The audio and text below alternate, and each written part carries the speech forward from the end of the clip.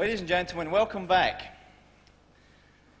The LIA band who entertained us so well last evening are made up of members of our association who gave up their time and gave their considerable talent to entertain us. So on behalf of us all, let's show our appreciation to them for their efforts. Thanks, boys.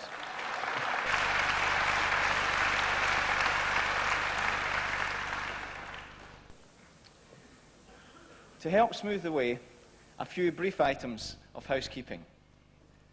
The vouchers in your pack can be exchanged for food and refreshments in Hall 3 at lunchtime. Enjoy lunch whilst chatting to our exhibitors. Concurrent sessions will commence at 2:45 today in Halls 9 and 10 and here in the main auditorium. The main platform will reconvene tomorrow at 9:30. Please don't leave your conference pack on your seat overnight, as the ICC staff will remove them when cleaning. Seats cannot be reserved overnight. Please wear your badge at all times, as it is, of course, your entry ticket.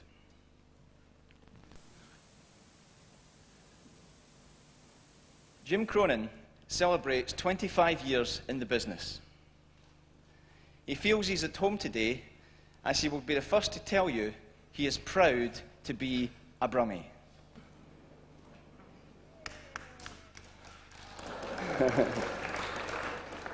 Thought there might be one or two here. He's enjoyed a long and successful career with Allied Dunbar, both in sales and marketing. As a divisional director, he has particular expertise in the protection market and helped develop and launch Allied Dunbar's income protection plan. The quickest way to increase our success in the protection market is by using Jim's very practical concepts. Stand by for a barrage of ideas to bring benefits to our clients and ourselves. Please welcome Jim Cronin.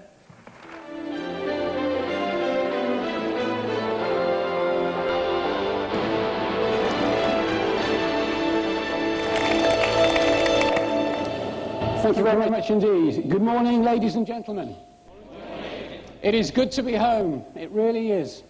Birmingham, the city that takes its name from the greatest football team in the world. The Villa fans will love that one. Now, Birmingham is a great city, great culture, great people, and I'm sure one or two of you found out last night, great pubs. I'll never forget the first pub I went into in Birmingham. It was the Roebuck, just at the other end of the Hockley flyover. There was a sign outside. It said, "A pie, a pint, and a friendly word." I went in, went up to the bar, and the barman said, "Here's your pie and here's your pint." I waited, and I waited. I said, "What about the friendly word?" He said, "Don't eat the pie." Three ground rules for my presentation this morning. Firstly, clients are female as well as male. I do appreciate that. You'll understand why I say that in a minute. Second ground rule is I don't do the job that many of you do day in, day out, so temper my enthusiasm for particular ideas with your street knowledge. And third, if I start shouting or get excited, I'm not suggesting that's the way to conduct oneself in front of clients. It's just that sometimes I need to shout at myself to get the message across. Okay, as John Paul Getty, the famous billionaire businessman, said, there are 3 secrets of success. Get up early, work late, find oil. Thanks, John. Let's just see if in the next 25 minutes we can together find some oil.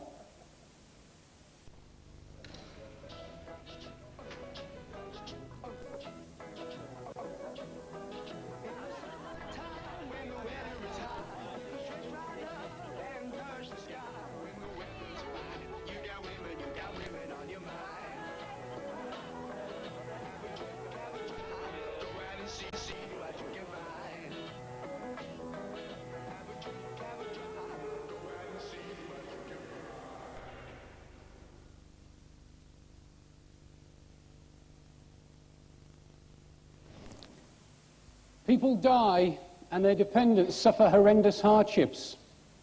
People fall ill and lose their income. People suffer critical illnesses and lose their lifestyles. People need the protection we can provide. No one else will provide it. It has to be us, fellow consumerists. Why consumerists? Because we are. And here's the dictionary definition of the word to prove it. Someone who protects consumers' interests. I'm sure everyone here in this hall today is a consumerist. Everyone here fits the bill. And if there's anyone who doesn't fit the bill, can I suggest you're at the wrong meeting? Let's have some further proof that we're all consumerists. 53-year-old quality controller, prostate cancer, critical illness cover £40,000, claim paid. 48-year-old engineer, married, 2 children, back injury, permanent health cover, £27,000 a year, claim paid. 33-year-old housewife, blood disorder, died, left a husband and 3 children, life cover of £100,000, claim paid. 51-year-old managing director, packaged goods company, heart attack and died, left a widow, life cover of £290,000, claim paid. And those are just the tip of the iceberg. A few recent claims from the hundreds that are paid by our insurance companies every month. In fact, the latest ABI figures show that our business paid policyholders last year a staggering £30 billion. £30 billion. It's a lot of noughts, and by my reckoning, it's about £15 million every working hour. Just think for a moment yourselves. I'm sure each of you have your own case histories where you have protected consumers' interests. Keep up the good work, will you? And if anyone ever suggests to you that journalists or TV personalities are the sole guardians of consumers' interests, put them straight, will you? I can't...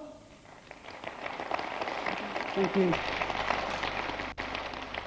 I can't actually remember the last time I ever saw a journalist at the bedside of a critical illness victim passing him a cheque for £50,000 to pay off his mortgage.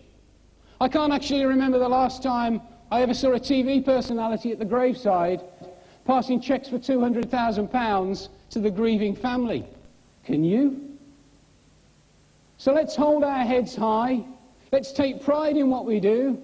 Let's take pride in the good things that we've done. But let's not get too self-righteous or self-opinionated, because as we all know only too well, not everything in the garden is rosy. For one thing, many people receive poor service from our industry. Hence, on average, every prospect we meet has 4 plans with 4 companies through 4 different advisors.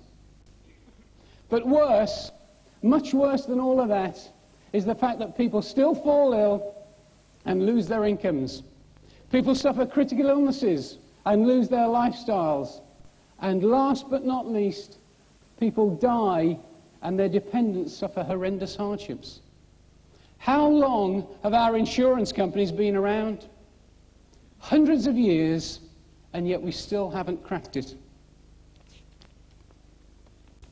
People need the protection that we can provide, but I suspect that of late, a great many people have not had the opportunity to even consider it. As an industry, we've bombarded them with personal equity plans, guaranteed income bonds, guaranteed equity bonds, maximum investment plans, you name it. But what about the foundation of financial planning, protection? The right money in the right hands at the right time. As a key element of our own association code states, it is my personal responsibility to fulfill the financial planning needs of my clients to the best of my ability. Clients have no shortage of protection needs, and the great news for them is that our industry has developed the solutions they are seeking. Let's travel through the key areas. Family protection. Research last year showed that 40% of adults over 18 have no life cover. 40% of adults over 18 have no life cover. And of those that do have life cover, the average sum assured is just £39,000. To use an old line, they're not planning to be dead for long, are they?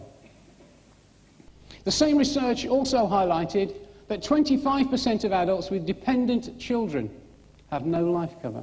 25% of adults with dependent children have no life cover.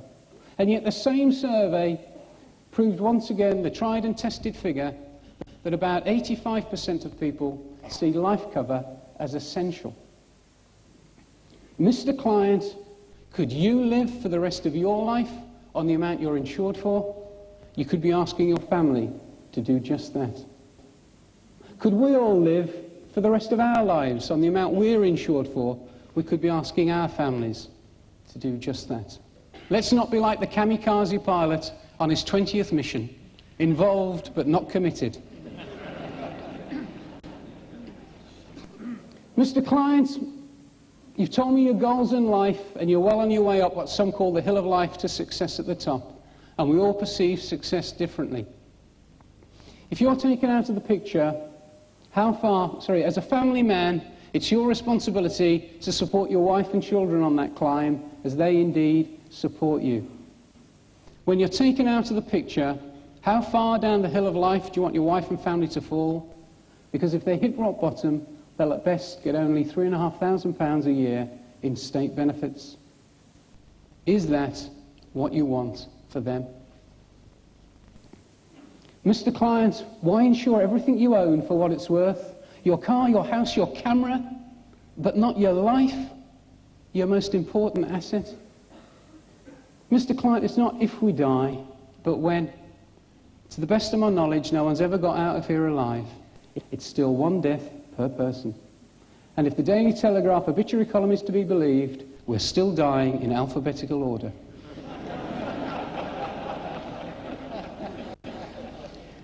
You know, it never ceases to amaze me, the queues you see in Comet warehouses on a Saturday morning for 5-year extended warranties on things like freezers. People spend more on these things than they do on their life cover. Can you imagine the situation? The breadwinner dies. The financial advisor hits the phone. I'm sorry, Mrs. Cronin, no life cover, but the freezer's okay. Mr. Client, the premium is not the problem. The premium is the solution. The problem is the income shortfall of £15,000 a year that faces your family when you go. The solution is £30 a month. The solution is £1 a day. Are they worth £1 a day? Mr. Client, if you have a problem and do nothing about it, you don't solve it, you postpone it. You pass it on to someone else. Let's just for a minute see what one young woman has to say about this very important area. I have 3 young children. The first thing I thought of is that you lose everything. Not only is your husband dead, but you see your house going, everything. I went through absolute hell. Were you financially prepared then? No, I wasn't. How did you cope? The only insurance I had was to cover the house.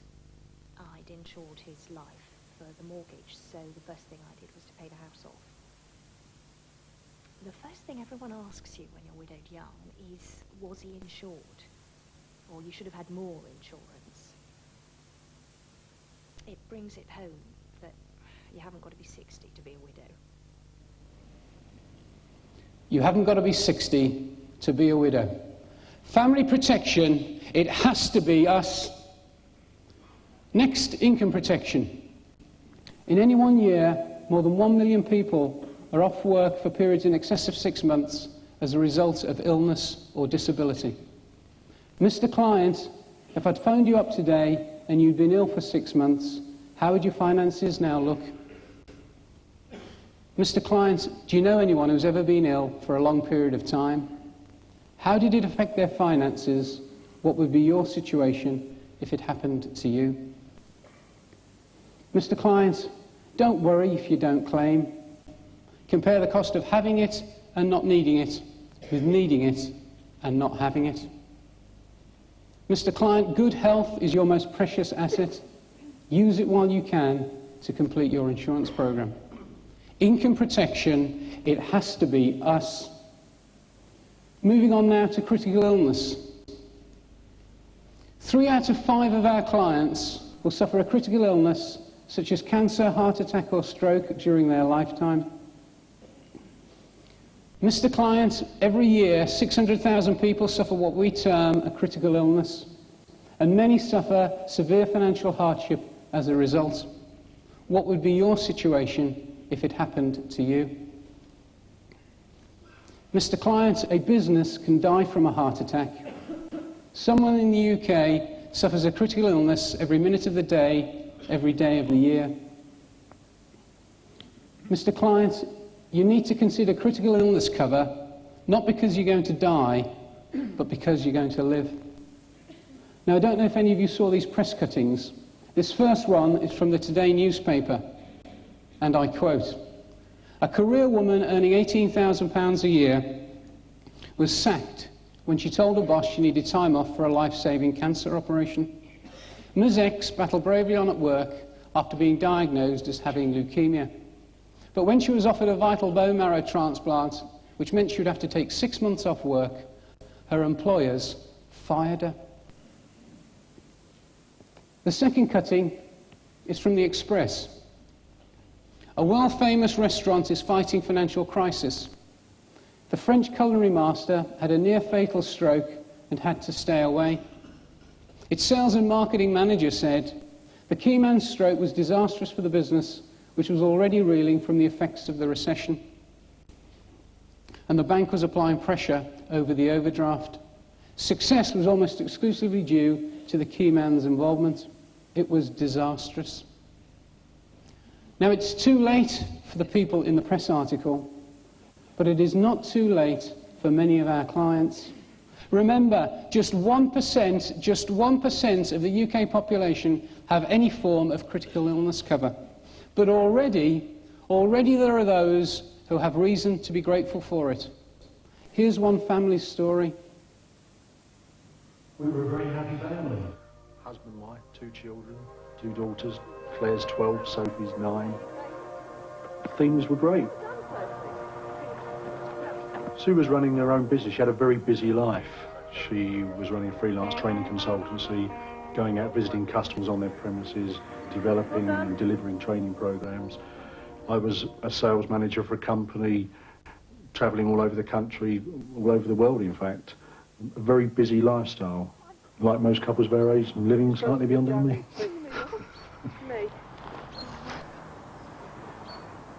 One Saturday afternoon, Saturday lunchtime, Sue had a stroke. Totally unexpected, out of the blue, no warnings, nothing. 1 minute she was buttering bread for sandwiches, next minute she was on the floor. Then when I got back to the house, she said, I think I've had a stroke.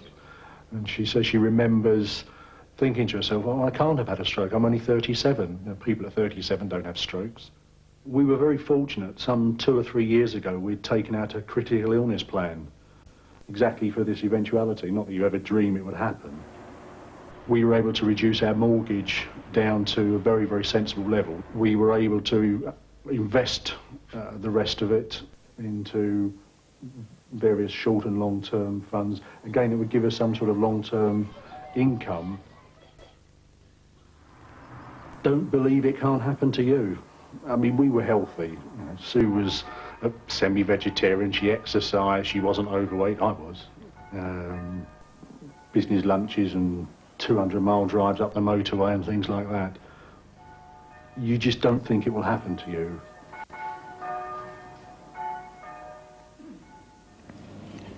You just don't think it will happen to you. Critical illness cover, it has to be us. Moving on now to key man. How many of us know companies whose fortunes lie in the hands of just 1 or 2 key people? Mr. Client, would you agree that the success or failure of any enterprise is more dependent on the people involved than any other factor? Who are the 3 most important people in your firm?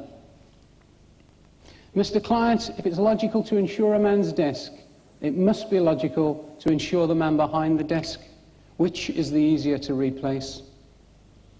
Mr. Client, if your key man crashes his car and kills himself, which is the easier to replace, the car or the key man?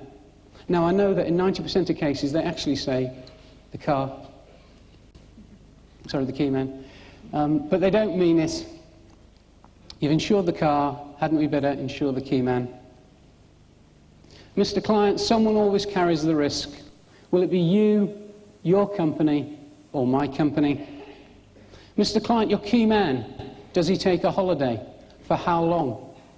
If he was away 6 months or even a year, would it affect the business? One day he could walk out of here and never come back. How about a contingency fund to protect the company? Recent research tells us that only 1 in 5 small companies, those with less than 40 employees, have any form of key man cover, and that the loss of a key man would cost those small companies £40,000 in the first year alone. Key man cover, it has to be us. Loan protection. As David Cowper reminded us at last year's conference, Mr. Client, how many times have you signed for your corporate overdraft? Once for the company, but perhaps you've also put your family's future on the line with a personal guarantee. Let me explain to you what that means.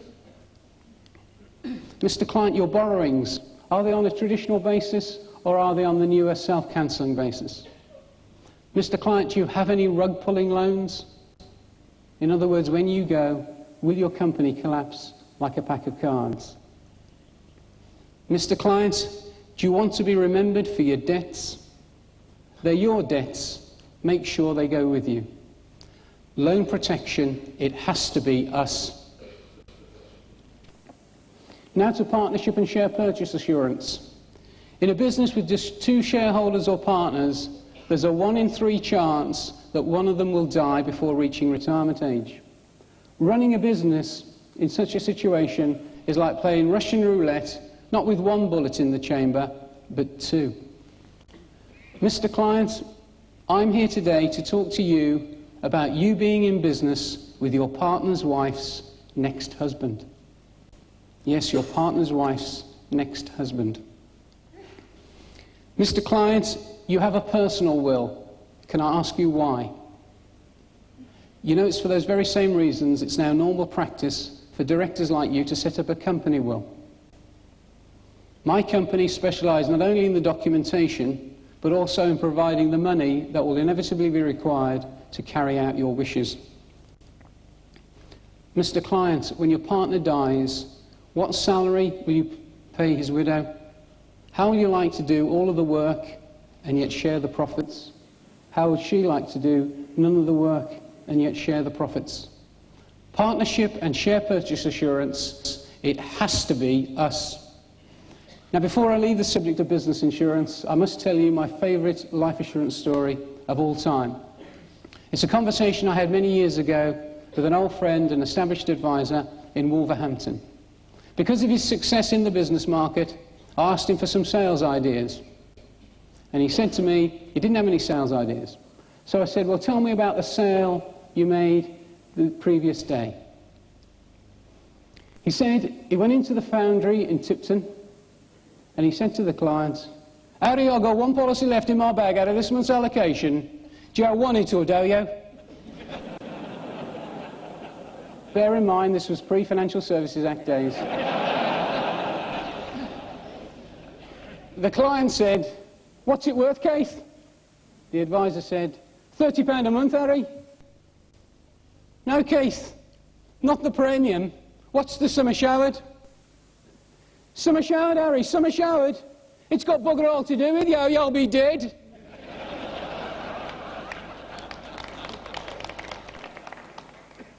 Next, inheritance tax planning. Mr. Client, may I show you something? This is an inheritance tax table. It shows you how much of what you own isn't really yours. You could say you're renting it from the revenue. Now, we've all met the client with £1 million or some figure like that who says to us that 600,000 net is a lot more than he started with, so who cares? Yeah? Who cares? 40% of your estate to the revenue. That's not just 40% of your estate, that's 40% of your life. 40% of every year, every month, every week, every day, every hour, every minute. Who cares? You must be joking. The next time we see this chap, this is a flippant idea, but try it, particularly if you love him, try it. Offer to take him into town for an hour, take him to the local tax office, walk up to the counter and say to the young man or young woman, "Excuse me, but could we have 2 teas and some chocolate biscuits, please?" At this, the young man or woman will, rather predictably, say, "What do you think this is, Polly's Tea Rooms? Why do you expect you can have tea and biscuits?" Well, it's like this. My client here has got you down in his will for £400,000, and we just thought it might be worth some tea and biscuits.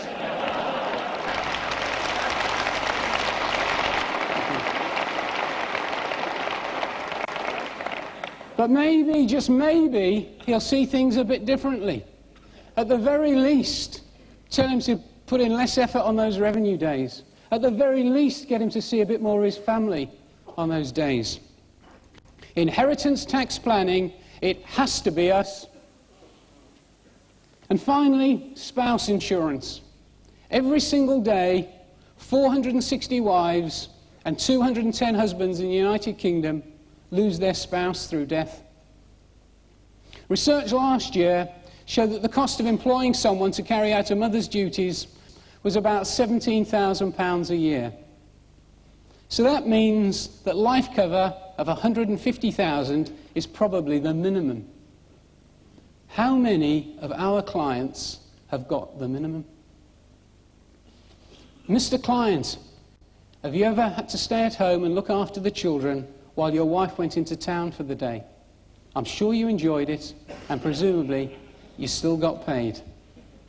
How would you have fared if she'd not come back and you'd had to look after the children all day, every day? Would you still get paid? It's now normal financial practice to set up a trust fund to provide money in the event of a spouse's death. Shouldn't we be doing this for you and your children? My own family history underlines my belief in this form of cover. By an amazing coincidence, I was born and brought up not 250 yards from here, 67 Anderson Street, Ladywood. I used to go swimming in the fountain in the square outside here. That's when I was small, and it used to seem like an Olympic-sized pool. It doesn't seem that way now, particularly as some bright spark has filled it in. But anyway. I actually used to go to school right here. Right here. This was Bingley Hall Exhibition Centre, and it was also St. Peter's Infants and Juniors, Broad Street. Anyway, back in 1961, when I was 9, my sister Marie was 5, my brother Dermot 3, my little sister Doreen was just born. My father was 36, and my mother was 33. My mum died after giving birth to my sister. My father had no money. He couldn't look after us. He had to keep working shifts at Lucas Industries in Great King Street. Good Irish family, could have been a good English family, good Welsh family, good Mexican family. Good Irish family, they rallied round. I went to live with an aunt and uncle in Harrow in Middlesex. My middle brother and sister went to an aunt and uncle in Wimbledon, South London. And my little sister, just born, went across Birmingham here to Handsworth, to another aunt and uncle. 5 years later, I came back, aged 14. I came back to live with my dad. But the other 3 didn't, because he could never afford it. And he never achieved his goal of having us all together again as a family. The penny finally dropped for me when I was in my late 20s and my father died. And I realised then that when my mother had died some 15 years before, my father had lost not only his wife, but also his family, his children. And I don't like that. I don't like it one bit. And I don't believe it should ever happen to any other father ever again. So never let a client ignore this one, and I hope none of you have either. Spouse insurance, it has to be us. LIA members and guests, we have so much to say and so little time. We have done well, but there is so much more that we can do. Let's be honest, if we were put on trial tomorrow, accused of selling protection, would there be enough evidence to convict us? It is our responsibility to put protection on people's agendas, to make them think about maintaining the financial security they provide for others in the event of their illness, disability or death. Because if we don't do it, no one else will. So, fellow consumerists, whether it's family protection, income protection, critical illness, key man, partnership share purchase assurance, loan protection, inheritance tax planning, spouse insurance, it is all protection and it has to be us. Thank you.